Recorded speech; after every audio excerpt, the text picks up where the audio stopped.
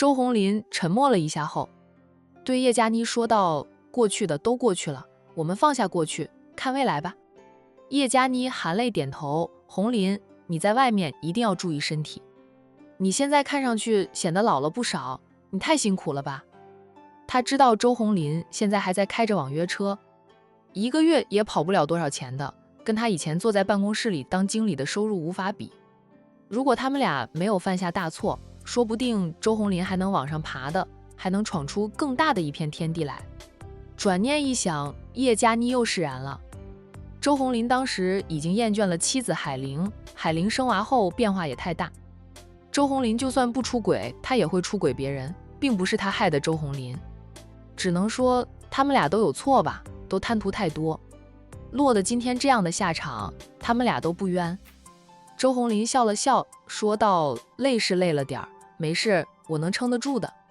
你好好改造，我一定会等你出来多存点钱。等你出来了，我好好补偿你，咱们好好过下半生。”佳妮、洋洋今天问我了，问我为什么不给他生个弟弟或者妹妹，还说他妈妈以后会和陆叔叔生个弟妹。周红林说到这里便没有再说下去。叶佳妮忽然明白他为什么会来看他了，原来是想起了他们的那个可怜的孩子。叶佳妮心里一阵阵的痛，失去孩子她比谁都难受。好一会儿，她问洋洋现在还好吗？他妈妈生二胎了。洋洋挺好的，海玲还没有生二胎，年前和陆家四少爷领了结婚证，还没有办婚礼。他如今是江城凤家的家主了，很忙，都没有时间照顾洋洋。洋洋还是跟着他小姨一起生活，听洋洋说今年暑假他就会去江城跟他妈妈一起生活，也会转到江城上幼儿园。周红林苦笑的道：“我这个当爸的没用，喂，能给洋洋更好的生活，只能看着他离我越来越远。”洋洋的小姨前段时间生了个儿子，等海童出了月子后，估计海玲和陆四少就会办婚礼了吧。陆东明对海玲很好，也能视洋洋如同亲生，他不会委屈海玲的，肯定会给海玲办一场盛大的婚礼。当初他和海玲结婚时也办了婚礼，不过婚礼不算盛大，海玲的娘家人除了海童就没有第二个人了。中途的时候，海家那些极品跑来闹事，要求他们支付30万的彩礼钱，是海玲的爷爷奶奶带的头，说他不支付30万的彩礼钱，就不许他们继续办婚礼。海玲姐妹俩与老家的亲戚早就反了脸的，当然不会让他支付30万的彩礼给老家的极品们。后来他叫了酒店的保安把那些人赶走了。结婚大喜的日子里被人闹事，闹得大家都不愉快。可能是从那一天开始，就预示着他和海玲的婚姻无法白头到老吧。海玲是个好命的，我真的羡慕她。叶佳妮同样苦涩不已，她千方百计破坏海玲和周红林的婚姻，抢走了周红林，嫁给了周红林，满以为等待她的是幸福的生活，现实却跟她开了一个天大的玩笑。她非但没有得到她想要的幸福生活，反而失去了更多。而曾经是他手下败将的海玲，离婚后得到了新生，减肥成功，创业又得各行各业的大佬帮助，如今更是成了江城凤家的家主。命运啊，转折的太厉害了。海玲如今要钱有钱，要是有事，要爱情也有爱情。她得到了陆家四少爷的痴恋，二婚都能嫁入豪门里当少奶奶，太好命了。陆家还能接受他的儿子洋洋，待洋洋如同亲生。佳妮，我们不要去羡慕任何人了，每个人的命运不一样，咱们羡慕不来的，羡慕多了会生出嫉妒心，嫉妒容易让人变得疯狂。我们就过我们的小日子，衣食不愁就行。你若能减刑早点出来，说不定咱们还能再要个孩子，到时候我们一家3口好好过日子。叶佳妮笑着泪水落了下来。我都不敢奢望再有孩子了，等我刑满释放出去，已经40几岁，还生什么生呀？你不嫌弃我，我就感激不尽了。我这辈子呀，怕是不会有自己的孩子了。你好好对洋洋，至少你还有个种。你现在还支付洋洋的抚养费吗？周红林嗯了一声，我是按年支付的。当初离婚时说好1年要支付多少抚养费，我就支付多少。虽说海玲如今多的是钱，养得起洋洋，洋洋也不缺钱，他比他老子都有钱了。周红林还是按照离婚协议支付洋洋的抚养费，海玲也会收下他支付的抚养费，然后帮洋洋存起来，告诉洋洋他爸爸每个月都会支付他的抚养费。叶佳妮说道：那你晚年不用愁了，海玲会教好洋洋，让洋洋养你老的。他这个后妈就不知道洋洋愿不愿意给他一碗饭吃了。佳妮，只要我还活着一天，都不会让你饿着的，你放心。周红林不敢要求儿子以后也要养叶佳妮，不过只要他活着，儿子以后给他的生活费，他和叶佳妮省着点用，也能过日子的。他现在也开始存着养老的钱。叶佳妮没有说话，他离刑满释放还远着呢，说那么长远的事做什么？说不定他在狱里生病，病死了呢。很快到时间了，叶佳妮这一次有点不舍得放下话筒，被狱警带走时还扭头看了周红林好几次。周红林起身看着他被带走，直到看不见了，他才敛回视线，转身往外走。出去了就接到姐姐的来电，姐姐问他有没有去看过海童，提醒他要给海童送点补品什么的。周红林淡淡的道：姐，我现在30几岁的人了，知道怎么做事，不用你提醒。他都不想搭理姐姐，有时候姐姐会当他是弟弟，更多的时候他就是姐姐利用来占便宜的一枚棋子。你在开车吗？没有，我来看一下我老婆。周红英在电话里叫道：你哪里有老婆？那个毒妇我们是不承认她是周家的儿媳妇的。红林，你赶紧和她离婚，趁你还年轻再娶一个回来。海玲2婚都能嫁那么好，你再娶也不会差的。周红林默默地挂断了姐姐的电话。战印回到家里的时候，来了贵客，叶君博带着他的妻儿过来看望海童。见了面，叶君博就笑着向战印道喜，哪怕在电话里道过喜了。战印眉眼都是笑，谢谢。他请叶君博夫妻俩坐下，很自然地从叶君博手里接抱过君言，说道：很长一段时间没有看到你家闺女，都长这么大了，越来越像你。君言是越来越像叶君博，模样性格都像。叶瑶还有几分四目情，兄妹俩没有长得一模一样，但也有7、8分的相似。叔叔，君言被战印抱过来，竟然开口叫了一声叔叔。战印惊喜地问：妍妍会说话了？他只知道君言兄妹俩会走路了，会叫爸爸妈妈。刚会叫爸爸的时候，叶君博录了视频发在朋友圈，一天发了10几次朋友圈。战印私底下都跟海童吐槽，叶君博自从当了爸爸后，整天就是在朋友圈炫耀他的一双儿女，有孩子了不起吗？海童笑，他那是羡慕嫉妒了才会那样说叶君博。若是他有一双儿女，估计也会一天炫耀800回。战印听得嘿嘿的笑，也是他若有君言这样的女儿，他的朋友圈隔几分钟就能更新一回。叶君博答道：简单的会说，会叫人。君言也不认生，被战印抱着，就安安静静地坐在战印的大腿上。小丫头面容俏丽，一双明亮的大眼睛咕噜噜地转，显得古灵精怪的。别看她性格静，其实她比叶瑶还有她的2个堂哥哥更多鬼点子。家里哥哥弟弟都喜欢跟她玩，围着她打转。穆晴都说等女儿再大几岁，绝对是家里的孩子王，堂兄弟们都会围着她，以她为中心。叶瑶窝在穆晴的怀里，也是睁着一双大眼睛看着战印。她对战印没有印象了，见的次数太少。海童生的时候我就想过来看看的了，又太忙，实在走不开。现在暂时没那么忙了，就过来看看，他挺好的吧？宝宝好带吗？会不会老是哭闹吵得睡不着？穆晴关心地问着战印。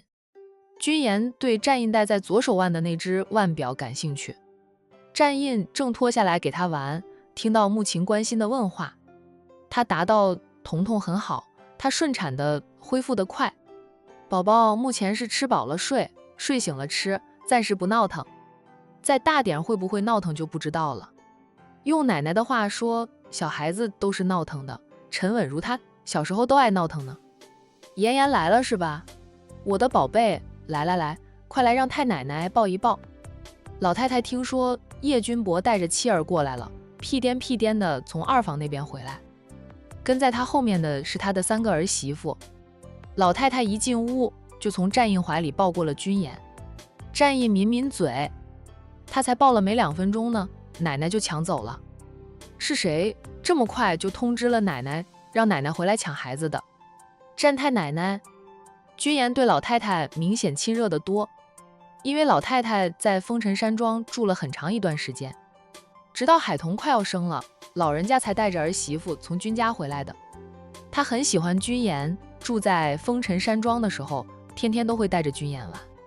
他比君老太太更会玩，君家的那几个小家伙就很喜欢跟着老太太。君老太太有时候都用吃味的口吻说她的几个曾孙辈，有时候都像是老太太的曾孙辈。哎，妍，咱们妍都会说话了，也还记得战太奶奶。老太太开心地在君妍的小脸上亲了亲，君妍立即搂住她的脖子，然后在她的老脸上也亲了一下。小丫头轻轻的一亲，软的，老太太的心都化了。她抱着君妍在穆晴身边坐下，还腾出手去摸一下叶瑶的头，笑道：叶瑶，你不想战太奶奶吗？战太奶奶。叶瑶也只会喊人，其他的话暂时还不会说。她朝老太太伸出手，想让老太太抱她。穆晴说道：你战太奶奶抱着妹妹了。老太太却将她也抱过来，笑得见牙不见眼。晴，没事的，我还抱得了2个孩子，他们又不重，我抱得动的。战印无奈地对叶君博说道：我奶奶就是这样，看到小孩子眼睛都移不开了，也不记得他是谁的奶奶了。他这个大孙子坐在这里，奶奶回来后看都不看2眼呢。叶君博笑道：习惯就好，我已经习惯。他还没有当爸时，在他奶奶心里，他这个长孙子占着最重要的位置。等到儿女出生后，别说他在奶奶心里的位置靠后了，就连在父母心里的位置都靠了后。平时陪着妻子回娘家也是一样的，带着一对儿女回去，岳父母就会笑脸相迎，但眼里也只有2个孩子。要是只有夫妻俩过去，那态度天差地别。对他这个女婿稍微还好一点，对穆晴那是直白得很。丈母娘总是说不带孩子回来，你们俩回来干嘛？亲生的岳父母也是一样。总之有了孩子后，他们夫妻俩长辈的心里都得靠边站。唐君叶妯娌3个也围坐在婆婆和穆晴身边，逗着2个孩子。唐姨，我想上楼去看看海童，2个孩子交给你们帮我照看一会儿。穆晴干脆将2个孩子交给大家照看，她跟着战印上楼去看海童。战印敲了2下门，说道：老婆，你睡下了吗？穆晴来看你。海童早就收到了消息，穆晴在出发前就发信息告诉他了。我没睡。海童是听到敲门声，以为又是老太太，赶紧将手机塞到枕头下面，然后躺下。听到是丈夫的声音，她才坐起来，也将手机拿了出来，放回床头柜上。她想去开门的丈夫已经推门进来。穆晴和海童是好友，又同是女人，战印便直接带着她进了卧室。彤彤。穆晴笑着走过去，海童想下床，被她拦住。你就躺着，别乱动，要好好休息。我又不是外人，不用那么客气。穆晴自顾自地在床沿边坐下来，战印给她倒了一杯温开水，便对海童说道：老婆，你们聊，我出去了，君博还在楼下。好，你好好招待他。晴，你们过来，就在我家里住下吧，咱们也能说说话，这坐月子挺无聊的。虽然沈小军和商小飞时不时就过来陪他说说话，姐姐晚上也会打电话或者视频，大多数时间海童都觉得太无聊了。睡吧，睡得多了，精神好得很，压根儿睡不着。若是白天睡得太多，晚上睡不着，孩子又是站印在照顾，他除了喂奶，基本上不用管娃。吃饱了睡，睡饱了吃，坐月子对他来说如同养猪。穆晴笑着，不用你说，我们也会在你们家套绕几天。你觉得无聊，那是由你们家站印，他照顾孩子，照顾你，你什么都不用管，只管吃好睡好养好身体。天天如此，你才会觉得无聊。海童笑，也是。穆晴说道，我坐月子的时候，我家军博也做到和你们家站印一样。不过我们是2个孩子，虽说妍妍不爱哭，叶瑶却是个爱哭的，饿了就哭，喂就要2个一起喂。月子里头很多事都是亲力亲为，不想将孩子交给保姆。我也会帮忙照顾孩子，感觉很忙，日子过得就快。我还是做的双月子呢。穆晴生的是双胞胎，叶军博心疼老婆，要求穆晴做了双月子。孩子满了半岁才允许穆晴开始上班，6个月前都要她在家里休息，顶多可以去她的公司转悠一下，但不能做事。让我看看宝宝。穆晴进来到现在还没有看到宝宝，她凑过去看，宝宝刚好醒来，她笑道，宝宝是知道姨姨来看她了。她拿出一只红色的锦盒递给海童，说道，这是我给宝宝准备的见面礼。接着又拿出一个红包放在宝宝的怀里，宝宝，这是姨姨给你的见面红包，宝宝要听听话哦，白天贪玩，夜晚贪睡。海童也不跟他客气，收下了他给孩子的见面礼及见面红包。穆晴抱起了宝宝，仔细的看过后，对海童说道，宝宝似乎像站印多一点，不过也像你，是及你们之长，这孩子会长呀。我家那2个更多的是像军博，我怀胎10月生的孩子更像他，想想我都吃亏了。海童笑道，那是你自己感觉而已，其实2个孩子也是像你也像军博，不过妍妍的确更像他爸，现在应该还没有定型，再大一点可能还会变的。对了，你2个孩子呢？不是说你们一家4口过来的吗？海童问起2个小皮猴，还在楼下，战奶奶回来就抱着不撒手了。我奶奶要是跟着过来，准会紧张兮兮的，怕战奶奶抢走妍妍。君老太太是怕死战老夫人抢走她唯一的曾孙女。2个老人家平时相处得很好，老姐妹吗？但一涉及到君妍，君老太太防老姐妹就像防贼似的。老太太回来都吐槽过老姐妹将她当成老贼防着。奶奶喜欢女孩子。海童笑道，你们家君妍也实在是可爱的很，但凡见过她的人，有哪个不喜欢她的？她的眼睛又大又亮，五官精致的很，漂亮的不像话，我做梦都想有一个像妍妍那样的女儿。晴晴，太羡慕你了，一胎变儿女双全。穆晴说道，我和我哥是龙凤胎，我也生龙凤胎，这是我家的基因遗传，哈哈，你们羡慕不来的。没事，过几年你再生个闺女，就不用羡慕我了。穆静边看着宝宝边说道，咱们宝宝也很好的，儿女都是宝贝。如今的人一般也就生1、2个娃，孩子少了，就不论男女都是宝贝，疼得不得了。有些独生子女婚后同样只生1个，等于是2个家庭就1个孩子，哪怕是个女儿都能得到2。各家庭的极尽疼爱跟以前那个重男轻女的年代不一样了。宝宝的尿不湿要换了，穆晴帮他换的。换完后，他再次抱起宝宝，然后递回给海童，让海童将宝宝放躺下。洋洋上幼儿园了。海童嗯了一声，他天天就盼着放暑假，说放暑假了就去你家里玩，要跟龙婷见面。晴晴，龙婷现在怎么样了？很好，有他师公教养他，我们都不担心他。前几天跟他视频过，他也提到了洋洋，说暑假要一起玩，还问我洋洋的妹妹去哪个公园抱回来，他要跟着洋洋去公园的秋千椅上抱2个妹妹回来，笑得我肚子都痛了。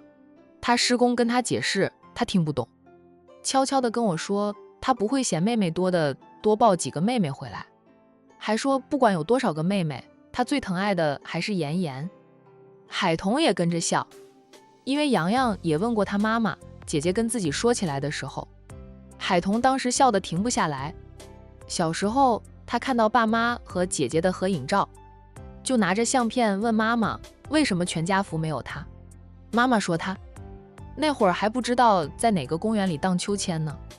以前的人不会向孩子解释孩子是怎么来的，会骗孩子是在路边捡来的，或者说是河边捡回来的。他妈说他是在公园里荡秋千被抱回来的，他也信了。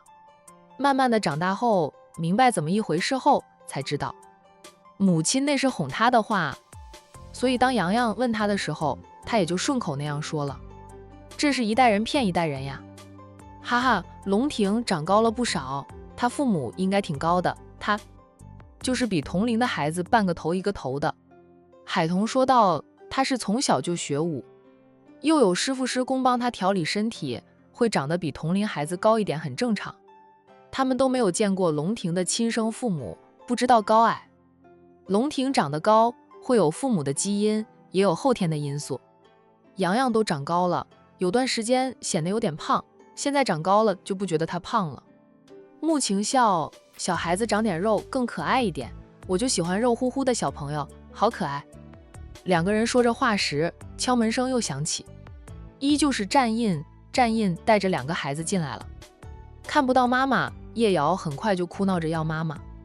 君言虽然没有哭，知道战叔叔是带哥哥上楼找妈妈，他立即就从战太奶奶的怀里挣扎滑落在地，然后走过来要战印抱他，分明就是要跟着战印上楼找妈妈。